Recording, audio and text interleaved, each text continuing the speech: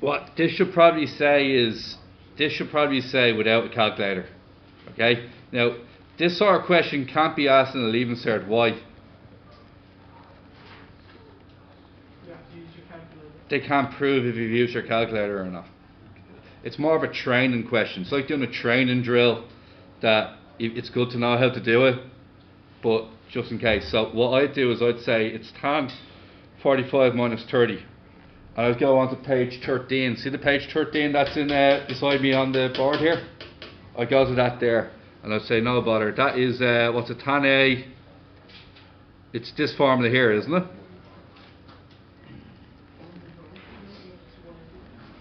And I'd simply replace with 45 and 30. So what's that? That's 45. That's 45. That's 30.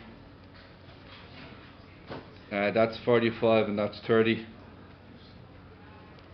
And I'd just take my values from the board up here and I'd get 1 divided by 1 over root 3. And then I'd get 1 into, what's that, 1 times 1 over root 3. And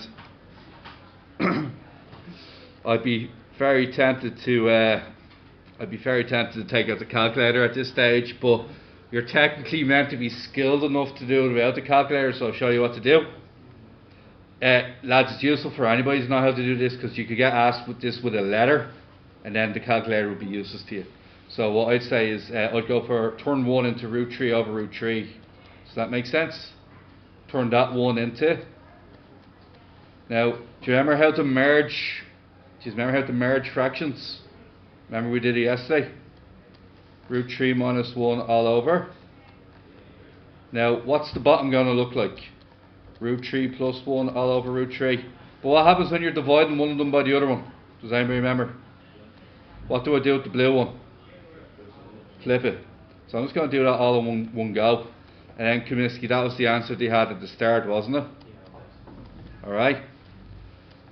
And then you have, oh sorry, that's a plus, isn't it? And then, does anybody remember this technique? Does anybody remember how to rationalise the denominator to ensure that the denominator has no surd in it? Multiply by what's known as the, begins with C, O, N, G, or sorry, J. Conjugate. Good hustle, lads. So we're going to multiply top and bottom by the conjugates. So you're going to multiply top and bottom by root 3 minus 1. So technically, the question should have said without the calculator. So that'd be 3 minus 2 root 3. And what's that? 3 minus 2 root 3 plus 1. All over what?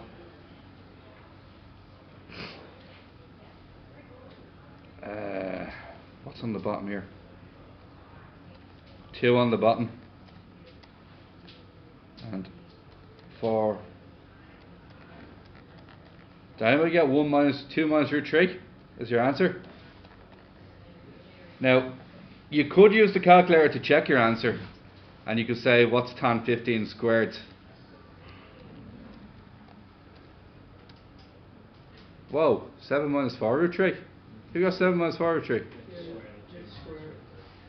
Oh, I have to square this out now. So that's just the answer for tan 15. Oh, that's painful. And then I'd have to multiply that out as 2 minus root 3 by 4 minus.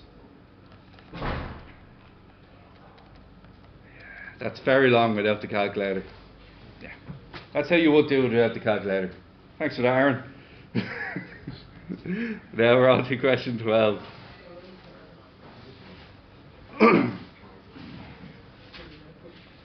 Alright, lads.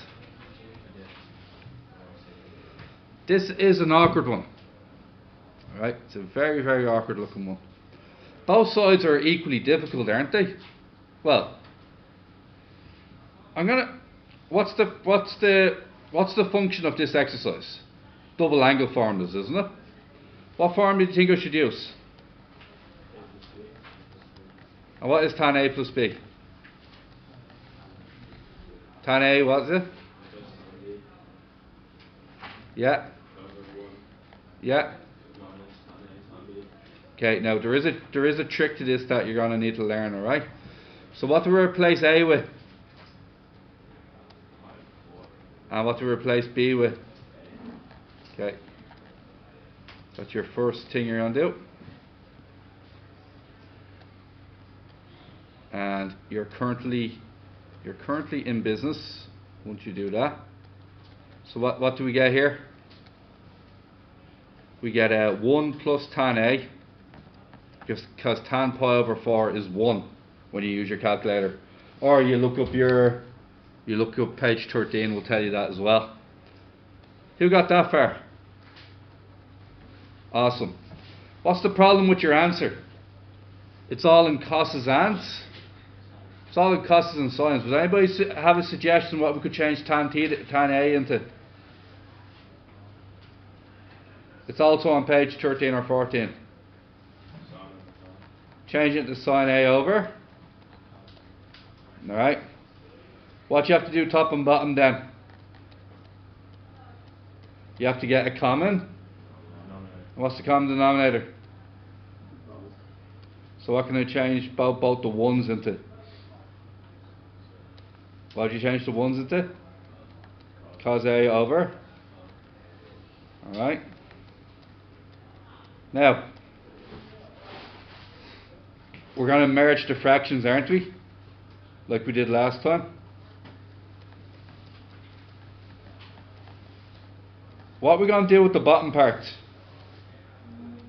We're going to merge the fractions, and then what are we going to do after that? We're going to turn it upside down because we're actually dividing by a fraction, aren't we? Does everybody get that? Merge them and flip. So how do you do that?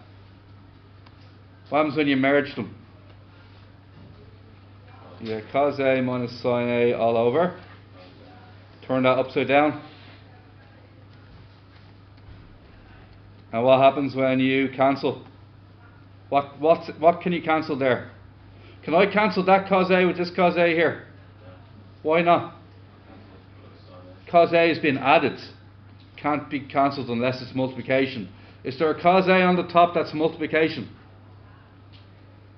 This cos A up here is being multiplied by the cos A and the sine A. This cos A on the bottom is being multiplied by that cos A and that sine A. So what can I do with those two particular cos A's? And what's the answer then? That. Alright, let's move on. 13, yeah?